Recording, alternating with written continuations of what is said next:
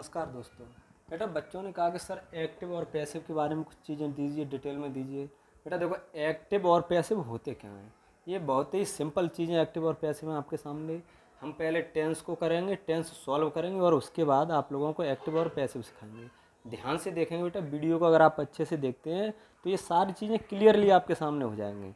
आपको कोई विशेष मेहनत करनी नहीं है। आप थोड़ा सा पहले से जानते हैं, आप टेंस समझेंगे और उसके बाद आप एक्टिव और पैसिव सीखेंगे। देखो बेटा, हर एक टेंस के एक्टिव और पैसिव में बदलने के जो रूल्स होते हैं वो थोड़े अलग अलग होते हैं। हम आपको स्टार्टिंग में बताएंगे। सबसे पहले हम आपको बताएंगे प्रेजेंट इंडेफिनिट का। बहुत ही सिंपल है। अगर हमारे पास हमारा टेंस प्रेजेंट प्रेजेंट इंडेफिनिट में है, अगर कोई टेंस, आप उसको प्रेजेंट कंटिन्यूअस में बदल सकते हैं। बेटा किस में बदलेंगे?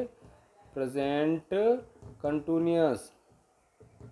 ठीक है, ध्यान रखेंगे इस चीज़ का। प्रेजेंट इंडेफिनिट का टेंस प्रेजेंट कंटिन्यूअस में बदला जाएगा। देखो बेटा कैसे बदला जाता है। आपके पास कोई टेंस है, मानो कि राम गीत गाता है। टेंस लिख लिया बेटा, राम गीत गाता है, क्यों? पीछे ता है, ती है, ती है आ गया, प्रेजेंट इंडेफिनिट का टेंस हो गया। सबसे पहले हम इसका टेंस बनाएंगे, यानी एक्टिव पार्ट इसका एक्टिव होगा। देखो, राम के लिए राम आएगा। अब एक वचन सब्जेक्ट है और सिंपल सेंटेंस है, तो मेन वर्ब में ऐसे ही एस लगाते हैं, तो Ram sings, SINGS, Ram sings a song. बेटा ये टेंस हो गया, राम गीत गाता है, यानी कि राम सिंग्स ए सॉन्ग। अब आप इसका पैसिव बनाएंगे, बहुत ही सिंपल है। सबसे पहले हम करते क्या है कि जो हमारा ऑब्जेक्ट होता है पीछे, उसको हम सब्जेक्ट बना देते हैं।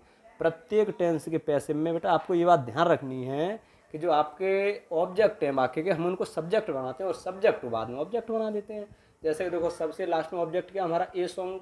आप लिखेंगे ए सॉन्ग। अब उसके बाद हमने यहाँ पे लिखा था प्रेजेंट इंडेफिनिट को प्रेजेंट कंटिन्यूअस में।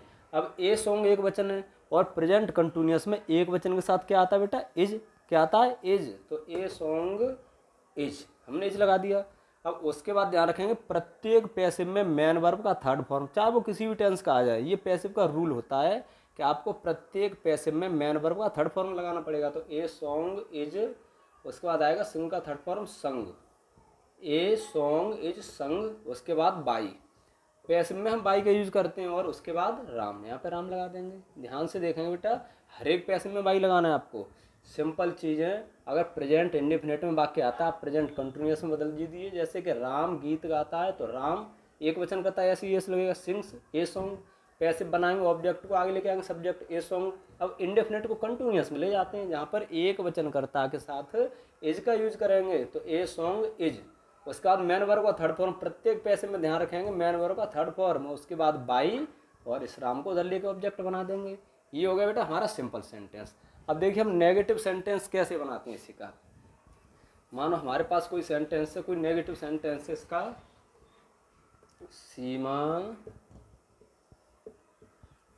केले खाती, सॉरी नेगेटिव बनाते हैं इसका, तो सीमा केले नहीं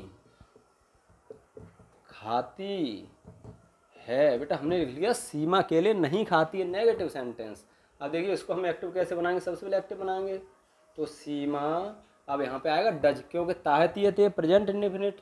नेगेटिव सेंटेंस में एक वचन कर्ता के साथ डज और बहुवचन के साथ डू का यूज करेंगे। ध्यान रखेंगे, क्योंकि सीमा एक वचन करता है, इसलिए क्या आएगा? Does. Seema does not eat the, अब केले की बनाना आज बहुवचन है, तो VANANAS। ये हो गया हमारा, सीमा केले नहीं खाती है, Seema does not eat the bananas. Negative है, हम डज लगाते हैं, लेकिन ऐसे यस नहीं लगाते। अब इसका पैसिव बनाएंगे बेटा, सिंपल रूल है, वही तरीका है। हम करते क्या है कि ऑब्जेक्ट को हम सब्जेक्ट बना देते हैं। सबसे पहले ऑब्जेक्ट हम लगाएंगे द बनानाज, BANANAS। ये हो गया हमारा जो ऑब्जेक्ट था, सब्जेक्ट बन गया द बनानाज। अब हम जानते हैं कि इंडेफिनिट को कंटिन्यूअस में, तो बहुवचन कर्ता के साथ हम लगाते क्या कंटिन्यूअस में? आर। तो द बनानाज आर। अब क्या आएगा बेटा? नोट नहीं है तो नोट लगाइए, द बनानाज आर नोट। अब ईट का थर्ड फॉर्म ईटन, प्रत्येक पैसे में मेन वर्ब का थर्ड फॉर्म लगेगा। ध्यान रखें बेटा इस चीज़ को। सबसे पहले ऑब्जेक्ट, सब्जेक्ट बनेगा द बनानाज, हम जानते हैं इंडेफिनेट को कंटिन्यूस में तो बहुवचन हो गया बनाना। आज हम जो हेल्पिंग वर्ब लगाते हैं वो नए सब्जेक्ट के अकॉर्डिंग लगाएंगे। बहुवचन है तो आर लगाइए, एक वचन होता है इज लगा देते। तो द बनानाज आर, उसके बाद नहीं है तो नॉट, ईट का थर्ड फॉर्म ईटन, उसके बाद बाई और सीमा। ये हो गया बेटा इसका नेगेटिव। हमने सिंपल कर लिया, नेगेटिव कर लिया। अब हम करते हैं इसका इंटेरोगेटिव। बहुत ही इजी चीज़ है बेटा, कोई भी इसमें टफ चीज़ें हैं नहीं। मानो आपके सामने कोई सेंटेंस है, तुम पत्र कब लिखते हो। अब ये इंटेरोगेटिव होगा कब। एक चीज़ ध्यान रखेंगे बेटा, अगर हमारा एक्टिव इंटेरोगेटिव है तब उसका पैसिव भी इंटेरोगेटिव बनेगा बेटा। टफ नहीं है, सिंपल चीज़ समझने की चीज़ है। अगर हमारा एक्टिव सेंटेंस ऊपर वाला सेंटेंस इंटेरोगेटिव, पैसिव भी बेटा इसका इंटेरोगेटिव बनेगा। पहले हम इसका टेंस बनाएंगे क्योंकि इंटेरोगेटिव प्रश्नवाचक सबसे स्टार्ट होगा। कब है तो व्हेन, कब की क्या लगेगा बेटा व्हेन। उसके बाद तुम बहुवचन हेल्पिंग वर्ब क्या आएगा डू, व्हेन डू यू। अब पत्र लिखना की तो राइट ए लेटर, हमने कर दिया। तुम पत्र कब लिखते हो तो कब के लिए व्हेन, उसके बाद बहुवचन है डू, तुम के लिए यू, लिखना के लिए राइट और पत्र के लिए ए लेटर। हम इसका पैसिव बनाएंगे बेटा, ये तो एक्टिव हो गया। अब हम देखते हैं इसका पैसिव। बहुत ही सिंपल है, बिल्कुल ईजी तरीके से कराएंगे। सबसे पहले ए लेटर, सॉरी व्हेन हमने बताया था अभी। अगर इंटेरोगेटिव एक्टिव है उसका पैसिव भी इंटेरोगेटिव बनेगा। कैसे बनेगा, WHEN व्हेन, वैन लिख लिया हमने, ठीक है। यहाँ वैन है, यहाँ वैन लिख दिया। अगर इधर वाई वेयर कुछ भी होगा हम उस तरह से बनाते हैं। अब हम क्या करेंगे कि ए लेटर को आप इधर लेके आएंगे क्योंकि ये ऑब्जेक्ट को हम सब्जेक्ट बनाते हैं। जब आप ए लेटर को इधर लेके आओगे तो ये एक वचन सब्जेक्ट है। कौन सा बेटा, एक वचन सब्जेक्ट, क्योंकि हमें कंटिन्यूस में चेंज करना है। तो एक वचन सब्जेक्ट के लिए क्या आएगा हेल्पिंग और एज, तो वैन वैन। अब इसके अकॉर्डिंग एज, उसके बाद a letter, van is a letter. अब देखेंगे उसके बाद क्या है राइट थर्ड फॉर्म WRITTEN, उसके बाद बाई और उसके बाद यू को तो हम यू रहने देंगे।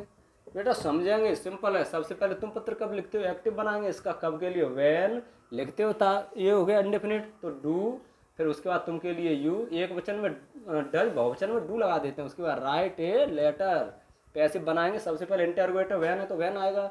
अब ए लेटर को आप इधर लेके आओगे तो उससे पहले हेल्पिंग वर्ब इज आएगा। अगर ये बहुवचन होता कपड़े के लिए, हम यहाँ पर आर लगा देते क्योंकि इसी के अकॉर्डिंग जैसे इससे पहले वाले में बनाना के लिए हमने लगाया। तो व्हेन इज ए लेटर, उसके बाद मेन वर्ब का थर्ड फॉर्म रिटन WRITTEN लगाएंगे बेटा। उसके बाद बाई और तुम के लिए यू लगा दिया हमने।